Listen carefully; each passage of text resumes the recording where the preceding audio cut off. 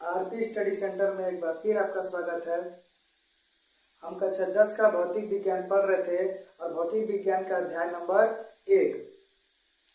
इससे पहले वाली वीडियो में हमने गोली दर्पण से प्रतिबिंब का बनने से पहले तक के टॉपिक को समझाया हुआ है। अगर आपने वह वीडियो नहीं देखा है तो वीडियो को देख लीजिए। अगर वीडियो अच्छा लगता है तो वीडियो को लाइक कीजिए और अगर आप चैनल पर नए हैं तो चैनल को सब्सक्राइब कीजिए। तो आइए हम स्टार्ट करते हैं गोली दर्पणों से प्रतिबिंब का बनना।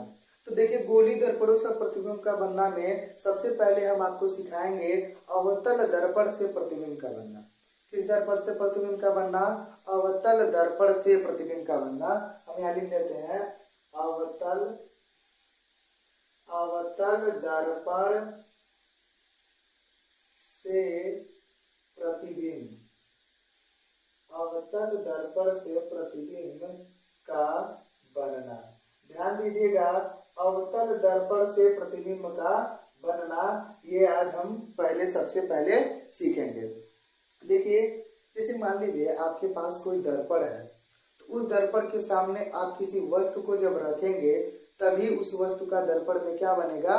प्रतिबिंब बनेगा। ये तो पहली बात हुई कि अगर आप दर्पण के सामने किसी वस्तु को रखेंगे तभी उस वस्तु का उस दर्पण में क्या बनेगा? प्रतिबिंब बनेगा, अन्यथा प्रतिबिंब नहीं बनेगा। जब वस्तु है ही नहीं तो किसका प्रतिबिंब बनेगा? ठीक है ना। तो अगर हम दर्पण के सामने किसी वस्तु को रखते हैं तभी उस दर्पण में उस वस्तु का क्या बनता है? प्रतिबिंब बनता है। तो हम अवतल दर्पण के सामने वस्तु को कहाँ कहाँ पर रख सकते हैं वही हम आपको पहले क्या करेंगे? बताएंगे। ध्यान दीजिएगा, सबसे पहले अगर हम बात करें वस्तु कहाँ कहाँ रखी जा सकती है तो वस्तु की स्थिति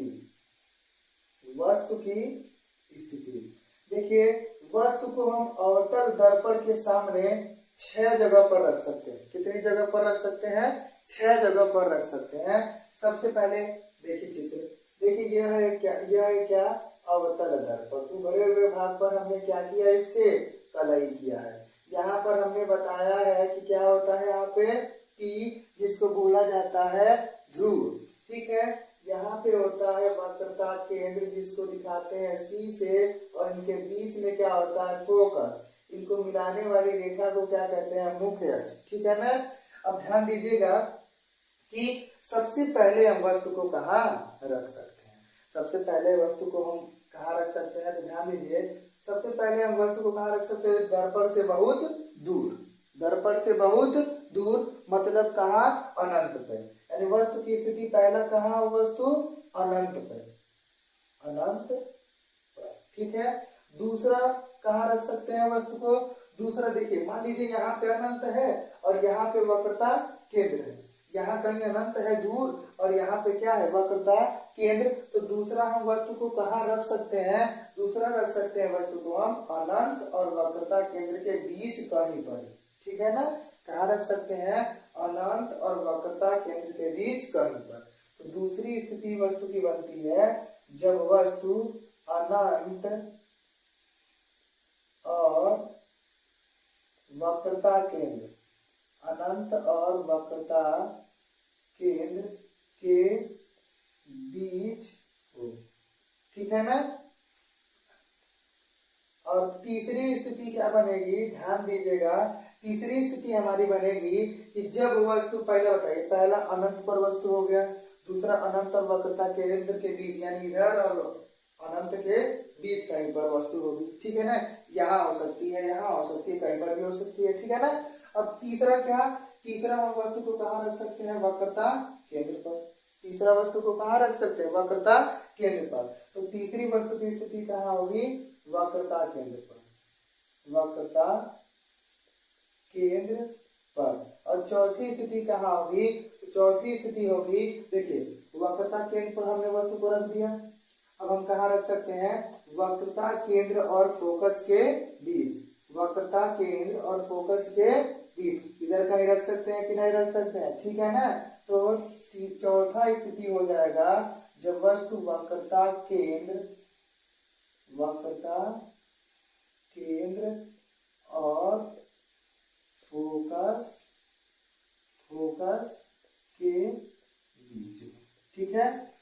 वस्तु कहाँ वक्रता केंद्र और फोकस के बीच हो। पांचवा कहाँ हो सकता है, पांचवा हो सकता है जब वस्तु कहाँ हो फोकस पे, जब वस्तु फोकस पर, ठीक है ना। और छठवां कहाँ हो सकता है जब वस्तु फोकस और ध्रुव के बीच कहीं हो, यानी छठवां हो सकता है जब वस्तु फोकस और ध्रुव के बीच हो, ठीक है ना। तो हमारी ये टोटल वस्तु कहाँ रख सकते हैं, ठीक है, वस्तु कहाँ रख सकते हैं उनकी स्थिति है।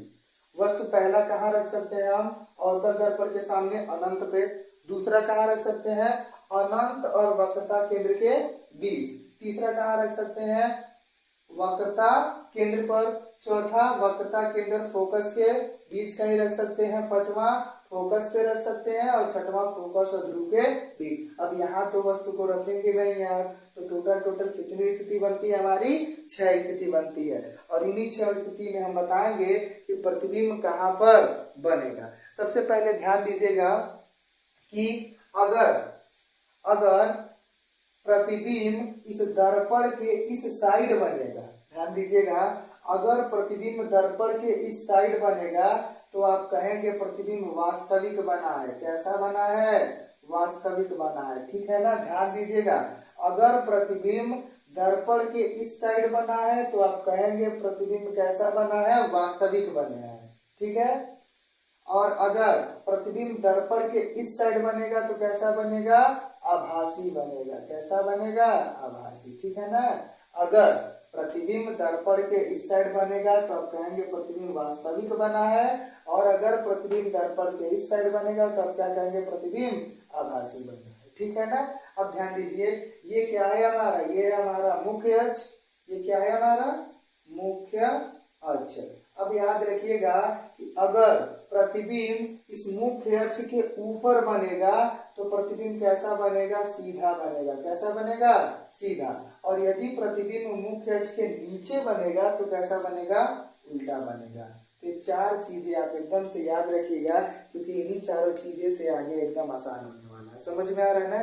बस याद रखिएगा आप कि यदि प्रतिबिंब दर्पण के इस साइड बनेगा तो वास्तविक बनेगा, ठीक है। यदि प्रतिबिंब दर्पण के इस साइड बनेगा तो कैसा बनेगा आभासी बनेगा। यदि प्रतिबिंब मुख्य अक्ष के ऊपर बनेगा तो कैसा बनेगा सीधा। यदि प्रतिबिंब मुख्य अक्ष के नीचे बनेगा तो कैसा बनेगा उल्टा बनेगा। समझ में आया। अब हम स्टार्ट करते हैं, एक एक स्थिति बताएंगे आपकी कि जब वस्तु अनंत पे हो तो प्रतिबिंब कैसा बनेगा, वास्तविक बनेगा, आभासी बनेगा, कहाँ पर बनेगा, सीधा बनेगा कि उल्टा बनेगा, ठीक है ना। ध्यान दीजिए, ये आप याद कर लीजिएगा। चलिए स्टार्ट करते हैं हम प्रतिबिंब को बनाना किरण आरेख द्वारा। ध्यान दीजिएगा, सबसे पहली स्थिति हमारी क्या है, सबसे पहली स्थिति है हमारी जब वस्तु कहाँ हो अनंत पर स्थित हो। ध्यान दीजिएगा, हमने आपको प्रतिबिंब बनाने के 3 नियम बताए थे। इसमें से पहला नियम यह था कि यदि कोई प्रकाश किरण मुख्य अक्ष के समांतर आती है तो दर्पण से टकराने के बाद फोकस से होकर चली जाती है। और दूसरा इसका उल्टा था कि यदि कोई प्रकाश किरण फोकस से होकर जाती है तो दर्पण से टकराने के बाद मुख्य अक्ष की क्या हो जाती है समांतर हो जाती है। और तीसरा बताया था हमने यदि कोई प्रकाश किरण वक्रता केंद्र से होकर जाती है तो वह दर्पण से टकराने के बाद उसी मार्ग में क्या हो जाती है वापस लौट जाती है, ठीक है। इसके पहले वाली वीडियो में हमने इसके बारे में डिटेल से चर्चा की थी और उसमें हमने ये भी बताया था कि इन तीनों नियमों में से किसी 2 नियम का प्रयोग करके केवल हम क्या करेंगे प्रतिबिंब को बनाएंगे। समझ में आ रहा है ना। तो सेम वही हम यहाँ करेंगे, 2 नियम का प्रयोग करेंगे उन तीनों नियमों में से और हमारा प्रतिबिंब क्या हो जाएगा बन जाएगा। समझ में आ रहा है ना। तो पहला स्थिति हमारी है कि जब वस्तु कहाँ हो अनंत पर हो। तो ध्यान दीजिएगा, सबसे पहले आप बनाएंगे क्या, बनाएंगे एक अवतल दर्पण। क्या बनाएंगे अवतल दर्पण। अब ध्यान दीजिए, इसका यह क्या है ध्रुव है, यहाँ क्या होगा वक्रता केंद्र होगा, यहाँ क्या होगा इसका फोकस होगा, ठीक है। ये C है और ये F है। इसको मिलाने वाली रेखा को हम क्या कहते हैं, मुख्य अक्ष कहते हैं। ठीक है, एक चीज याद रखिएगा आप लोग, जब वस्तु अनंत पर होती है तो वस्तु दिखाई थोड़ी ना देगी आपको, अपनी आपको दिखाई वस्तु नहीं देगी। तो हम वस्तु को मान लेते हैं अनंत पे है और उससे दो प्रकाश किरणें चल रही हैं। एक प्रकाश किरण गई फोकस से, तो बताइए यह कहाँ से होकर जाएगी। जो किरण फोकस से होकर जाती है वह दर्पण से टकराने के बाद क्या हो जाती है, मुख्य अक्ष के समांतर हो गई है। यही प्रथम द्वितीय नियम था। और यदि एक किरण हम किससे ले जाए, वक्रता केंद्र से, तो यह दर्पण से टकराने के बाद वापस उसी मार्ग में क्या हो जाती है, लौट जाती है। तो याद रखिएगा जहां ये दोनों किरणें आपस में काटेंगी वहीं पे क्या बनेगा, प्रतिबिंब बनेगा। वहीं पे क्या बनेगा, प्रतिबिंब बनेगा। समझ में आया हमने क्या किया है, ध्यान दीजिए। एक अवतल दर्पण लिया है, एक अवतल दर्पण लिया है, उसका ये ध्रुव है, ये क्या है, ये है फोकस, और ये क्या है, वक्रता केंद्र। अनंत पे वस्तु रखी गई थी, अनंत पर रखी वस्तु का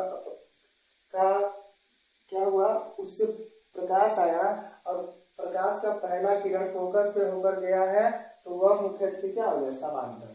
और एक प्रकाश किरण वक्रता केंद्र से होकर गई है तो वह वापस उसी मार्ग में लौट गई है। दोनों प्रकाश किरण जहां पर काटती हैं वहीं पे क्या बनता है, प्रतिबिंब बनता है। आपको याद रख लेना, ठीक है ना। तो देखिए इसमें हम चार चीजें लिखेंगे।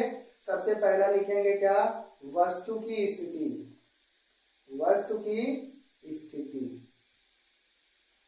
दूसरा क्या लिखते हैं हम, प्रतिबिंब की स्थिति। ध्यान से समझिए, अभी सब समझ में आएगा, आपको मजा भी आएगा। प्रतिबिंब की स्थिति, वस्तु की स्थिति, प्रतिबिंब की स्थिति और प्रतिबिंब की प्रकृति, प्रतिबिंब की प्रकृति, ठीक है। और चौथा लिखेंगे हम क्या, प्रतिबिंब का आकार, प्रतिबिंब का आकार। ये चार चीजें आपको याद रखनी है और यही चारों चीजें आपको आपके पेपर में क्या किया जाता है, पूछा जाता है। अभी हम बताएंगे सब कैसे पूछा जाएगा, घबराने की कोई आवश्यकता नहीं है, सब समझ में आएगा आपको। देखिए सबसे पहले अगर हम वस्तु की स्थिति बोले तो वस्तु कहाँ थी, अनंत पे। वस्तु कहाँ थी, अनंत पे। देखिए वस्तु कहाँ थी, अनंत पे थी। अगर हम प्रतिबिंब की स्थिति बताएं कि कहाँ पे प्रतिबिंब बना है, तो हमने कहा जहां पे दोनों प्रकाश किरणें आपस में क्या करेंगी, काटेंगी, वहीं पे प्रतिबिंब बनेगा। तो बताइए प्रतिबिंब यहीं पे बना है ना। और आपको इसके पहले वाली वीडियो में बताया गया था कि फोकस के लंबवत और फोकस से गुजरने वाले तल को हम क्या कहते हैं, फोकस तल। क्या यह प्रतिबिंब फोकस तल पर बना है, ठीक है ना। तो आप कहेंगे जो वस्तु अनंत पे रहती है तो उसका प्रतिबिंब कहाँ बनता है, फोकस तल पर। कहाँ बनता है, फोकस तल पर।